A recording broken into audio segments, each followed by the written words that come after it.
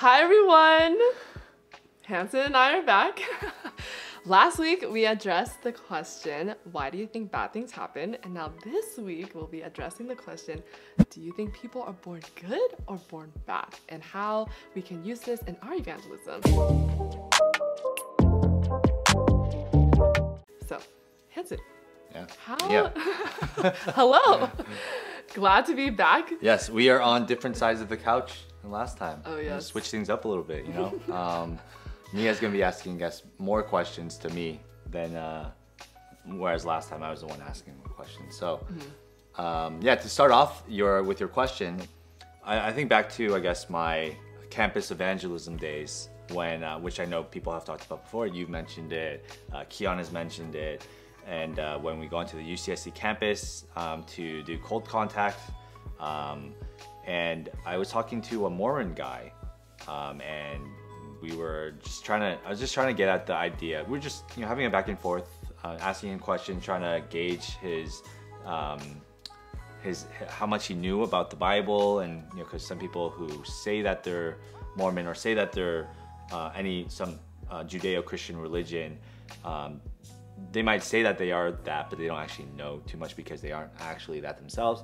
And then we kind of got the idea of the nature that people are born with. Are they born good or are they born bad? And his view was that people are born generally good. They just have a propensity to do good and have a disposition to do good, but then things happen in their upbringing that kind of turn them bad. So then I talked about, I just pointed to scripture. I think David says in the Psalms, he talks about how he was conceived in iniquity. And I think the interesting thing was when I would use that verse, the Mormon guy, he said how, oh, that means that David's mom was sinful, which is kind of like, I feel like he was doing some jumping, some hoops, some hermeneutical hoops with that. So yeah, anyway, the question is one that talks about the nature that people are born with. And I think kind of getting at what we talked about last video too, right, was that we're all born bad. We're born, we have total depravity. We're born sinful because of, you know, Adam and Eve and their disobedience and inherited sin from then on. Yeah. Oh, it's interesting that the guy that you spoke with says that we have a propensity to do good. Yeah, he didn't. I don't think he used that exact word, but okay. It's just but the idea was there. The idea. We can do good. We're born good, but then something happens over time, like our upbringing or whatever, nature versus nurture, that kind of old argument. Right? Yeah, but the thing is, like, regardless of the environment that someone is raised in. Joseph Chang actually talked about this when he was evangelizing or having an EV conversation with two of my hometown friends. Okay. And he brought up how in children, like toddlers, right? You can see that human nature has the propensity or the inclination to do what's bad, and that's evidently shown in kids because you don't have to teach a kid to lie. You don't have to teach a kid to yell in a public setting or something. They just do it, and they find joy in doing what's wrong and what's bad. So regardless of the environment, all kids, you have to teach them to do what's right and instill that in them. But yeah, so. Yeah, no, that's true. I think that's definitely something to bring up. That's a clear evidence of the fact that we are bad, right? Children are disobedient. Children do bad things. You don't have to teach them bad things, they just do. You have to teach them good things. In fact, you know, Jen, my wife, is due with our firstborn. How many more months? Or months? Less than, we are, I think yesterday was week 38. So the due date is on the 23rd, July 23rd. Oh wait, so that's in like... Yeah, that 2 weeks. Way less than a month, my bad. Half a month, yeah.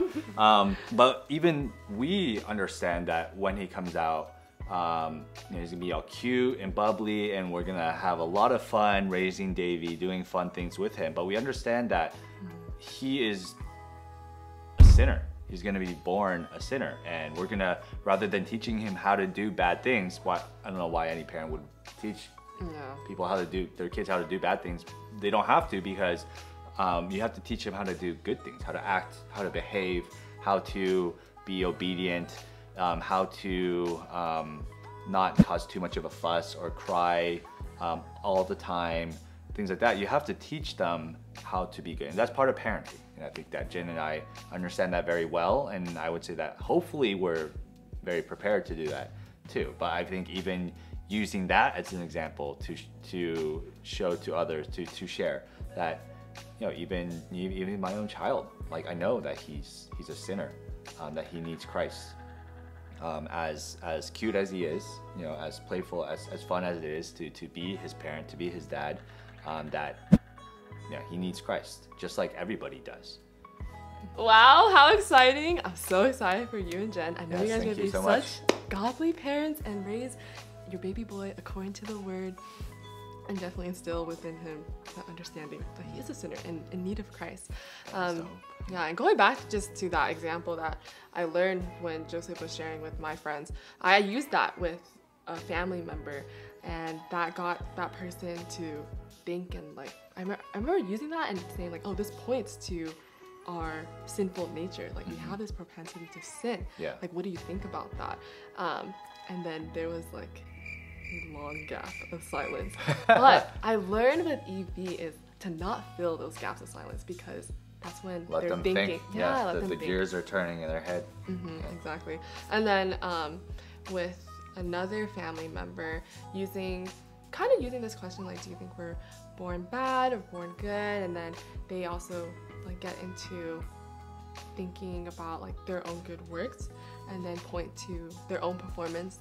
And then this leads me to ask them about what happens, let's just say like if you were to die right now. I'm not trying to be morbid or anything, but no, just, of course not.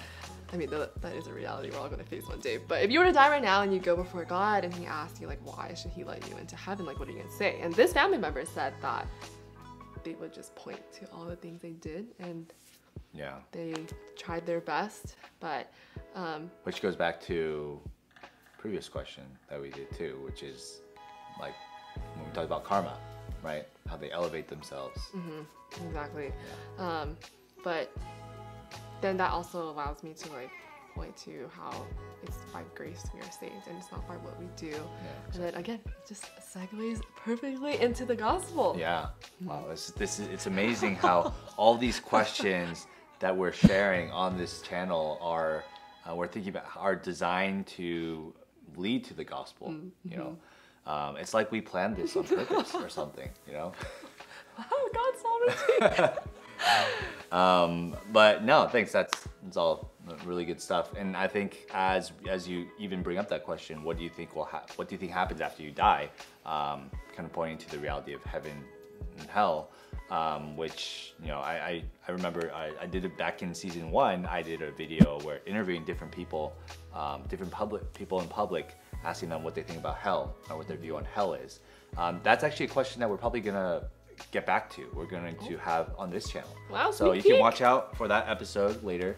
But for now, for this episode, hopefully you guys learned a lot. You were encouraged by a lot of what Mia and I were sharing. If you have any comments or questions, please leave a comment down below in the comment section. Please like this video if you liked it, and subscribe for more content like this. You can follow us on Facebook and Instagram for some more content as well. And this season, we are a great evangelists ask great questions is our theme. The idea that you want to ask questions, to have conversation, and to further conversation with people. So, with all that, have a great rest of your day, and we'll see you next week for the next question. Bye.